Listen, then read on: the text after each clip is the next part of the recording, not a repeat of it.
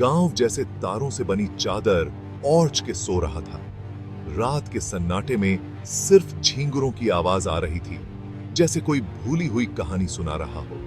Rohan jeep की खिड़की से बाहर देख रहा था। उसकी आंखों में एक अजीब सी बेचैनी थी, जैसे वो कुछ ढूंढ रहा हो, कुछ ऐसा जो उसे पता नहीं। रात की हवा चमेली और गीली मिट्टी की खुशबू लिए उसके पास से गुजर रही थी। हवा में एक अजीब सी ठंडक थी, जिससे उसकी रीरज की हड्डी में सिहरन दौड़ रही थी। उसके मन में डर बैठ गया। उसे ऐसा लग रहा था जैसे कोई उसे देख रहा है। छुपकर हेडलाइट्स अचानक बंद हो गई और एक पल के लिए सब अंधेरे में डूब गया। उस पल रोहन ने अपने दिल की धड़कन को तेज होते हुए महसूस किया। जब रोशनी वापस आई तो उसने एक टूटे हुए दरवाजे को रोशन किया। यह दरवाजा किसी पुराने जमाने की याद दिला रहा था, जैसे किसी भूले हुए सपने का एक टुकड़ा। मुड़ी हुई बेलें किसी कंकाल की उंगलियों की तरह पुरानी और टूटी हुई दीवार से चिपकी हुई थी। ये बेलें जैसे किसी पुरानी कहानी की गवाह थीं, जो अब सिर्फ खंडहर बन चुकी थी। ये रास्ता उस बड़ी और पुरानी हवेली तक जाता था। हवेली जो अब सिर्फ खंडहर थी, लेकिन कभी किसी का सपनों का घर रही होगी। रोहन कांप उठा। रात की गर्मी में भी उसके माथे पर पसीने की बूंदें चमक रही थीं, जैसे कोई अनजानी शक्ति ने उसे जकड़ लिया हो। वो और उसके दोस्त रोमांच की तलाश में आए थे। वो उन रहस्यों को जानना चाहते थे जिनके बारे में गांव वाले फुसफुसाते थे। हर कदम के साथ उनकी उत्सुकता और डर बढ़ता जा रहा था। हवेली, उन्होंने सुना था, भूतिया थीं, ऐसी जगह जहां आत्माएं रहती हैं जो अपने अधूरे कामों के कारण भटक रही हैं। एक ऐसी जगह जहां अतीत वर्तमान से दुख और गुस्से से चिपका हुआ था। हवेली की टूटी खिड़कियां और उगी हुई घास यही कहानी बयां कर रही थी। रोहन, जो शहर का रहने वाला था, ऐसे अंधविश्वासों पर हंसता था। उसे इन कहानियों पर यकीन नहीं था, लेकिन आज रात कुछ अलग था। फिर भी जैसे जैसे जीप पास आती गई, उसे ऐसा लग रहा था जैसे कोई उन्हें परछाइयों से देख रहा है, कुछ पुराना और बेचैन, जैसे कोई सोई हुई आत्मा जाग उठी हो। ये रात, ये हवेली और ये रहस्य सब मिलकर एक ऐसी कहानी बना रहे थे जो रोहन और उसके दोस्तों की जिंदगी हमेशा के लिए बदलने वाली थी। हवेली के बड़े से दरवाजे के सामने जीप अचानक रुक गई। लोहे पर जंग लग चुकी थी, सालों की उपेक्षा से बर्बाद हो चुका था। बेलें हरे रंग के सांपों की तरह सलाखों पर लिपटी हुई थी। रोहन और उसके दोस्त माया, जो फोटो खींचने की शौकीन थी, और अर्जुन, जो हमेशा दिमाग से सोचता था, जीप से उतरे। उनके आसपास उत्साह और घबराहट का माहौल था। रोहन ने गहरी सांस ली। उसके फेफड़ों में नमी भरी हवा भर गई। उसके पीछे शहर बहुत दूर दिखाई दे रहा था। यहां फुसफुसाते पेड़ों और भूली हुई कहानियों के सायों में दुनिया अलग लग रही थी। हवा में एक अजीब सी हरकत थी जिसे वह समझ नहीं पा रहा था। ऐसा लग रहा था जैसे हवेली की दीवारों में जान आ गई हो। गेट का ताला जंग से जाम हो गया था, आवाज करते हुए टूट गया। जैसे ही ताला टूटा, एक ठंडी हवा का झोंका उनके चेहरे से टकराया, मानो कोई उन्हें चेतावनी दे रहा हो। आवाज सन्नाटे में गूंज उठी, उस अंधेरे में समा गई जो उसके पार था। हर तरफ से आवाजें आ रही थीं, मानो दीवारें भी उनकी मौजूदगी को महसूस कर रही हों। रोहन के हाथों पर रोंगटे खड़े हो गए। उसकी धड़कनें तेज हो गईं और उसे ऐसा लगा जैसे कोई उसे घूर रहा है। उसने घबराहट में घूंट निगला। उसका मुंह सूख गया था। उसकी आंखें हर जगह कुछ ढूंढ रही थीं, लेकिन कुछ दिखाई नहीं दे रहा था। क्या तुम वाकई ये करना चाहते हो, रोहन? उसकी आवाज में डर साफ झलक रहा था। इतना डरो मत अर्जुन। उसकी आवाज में हिम्मत थी, लेकिन उसकी आंखों में भी डर दिखाई दे रहा था। माया हवेली की तस्वीरें ले रही थी।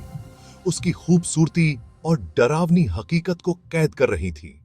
उसकी हर तस्वीर के साथ हवेली की कहानियां जिंदा हो रही थीं। उसका कैमरा आवाज कर रहा था, उस सन्नाटे में अजीब तरह से बेसुरा। हर क्लिक के साथ सन्नाटा और गहरा हो जाता था। रोहन ने अपने दिल में डर को दबाते हुए एक बनावटी मुस्कान दिखाने की कोशिश की। उसकी मुस्कान में छिपा डर रहा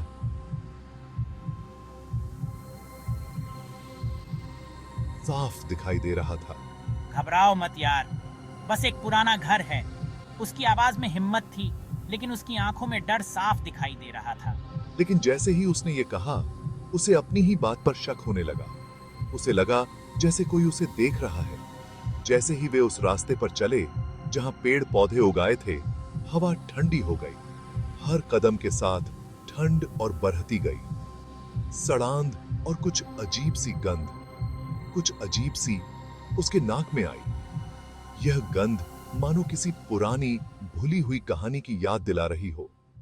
उसे यह एहसास हो रहा था कि कोई उन्हें देख रहा है, परख रहा है। हर कदम के साथ यह एहसास और मजबूत होता गया। हवेली उनके सामने खड़ी थी, चांदनी में नहाया हुआ एक विशाल साया। इसका कभी शानदार चेहरा अब बर्बादी की निशानी था। खिड़कियां खाली आंखों की तरह उन्हें घूर रही थी। चांदनी बंद दरवाजों के बीच से आ रही थी, जिससे लंबी हिलती हुई परछाइयां आंगन में बन रही थीं। रोहन ने हवेली की दीवार पर अपना हाथ रखा। उसके स्पर्श से पत्थर ठंडा लगा, जिससे उसकी बांह में सिहरन दौड़ गई। ये ऐसा था जैसे हवेली की आत्मा, उसका गम और उसके राज पत्थर से रिसकर उसकी हड्डियों में उतर गए हों। उसने अपने दोस्तों को देखा। उनके चेहरे चांदनी में डरे हुए लग रहे थे और उनकी आंखों में वही डर दिखाई दे रहा था।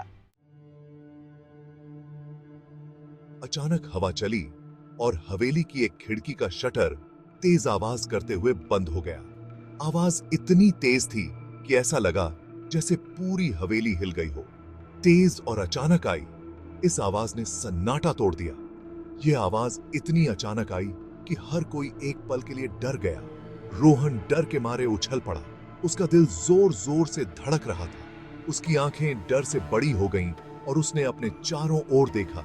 यह समझने की कोशिश कर रहा था कि यह आवाज कहां से आई। माया डर के मारे चीख पड़ी। उसका कैमरा जमीन पर गिर गया। उसने जल्दी से कैमरा उठाने की कोशिश की, लेकिन उसके हाथ कांप रहे थे। अर्जुन, जिसका चेहरा डर से सफेद पड़ गया था, चारों ओर देख रहा था, अंधेरे में कुछ ढूंढ रहा था। उसकी आंखें डर से चमक रही थीं और वह हर छोटी सी आवाज पर चौकन्ना हो रहा था। वो क्या था? वो धीरे से बोला। उसकी आवाज डर के कारण ऊंची हो गई थी। उसकी आवाज में एक कंपन थी जो उसके अंदर के डर को दिखा रही थी। इससे पहले कि रोहन कुछ कह पाता, आंगन में एक धीमी दर्द भरी चीख सुनाई दी। यह चीख इतनी भयानक थी कि ऐसा लगा जैसे यह सीधे उनकी आत्मा में उतर रही हो। यह इतनी दुखी, इतनी पीड़ा से भरी आवाज थी कि वह उसे समझ नहीं पा रहा था। यह आवाज किसी अनजानी पीड़ा से आ रही थी। उसकी गर्दन के पीछे के बाल खड़े हो गए। यह एक ऐसा अनुभव था जिसे वह कभी नहीं भूल पाएगा। डर के मारे उसके पसीने छूट गए। उसकी सांसें तेज हो गईं और उसने महसूस किया कि उसका पूरा शरीर डर से कांप रहा था। ये तुमने सुना?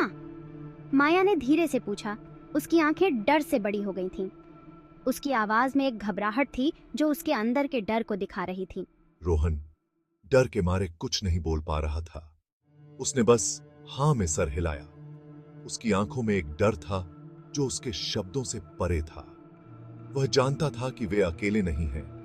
यह एक ऐसा एहसास था जिससे उसके रोंगटे खड़े हो रहे थे। हवेली जो पहले शांत थी, अब एक अजीब सी ऊर्जा से भर गई थी। यह ऊर्जा इतनी तेज थी कि ऐसा लगा जैसे हवेली की हर ईंट और पत्थर में जान आ गई हो। यह ऐसा था जैसे दीवारें खुद जिंदा हों, एक ऐसे दुहक से भरी हुई जो बहुत पुराना और सच्चा था। यह दुख इतना गहरा था कि उसने हवेली के हर कोने को अपनी चपेट में ले लिया था। इतना कहा था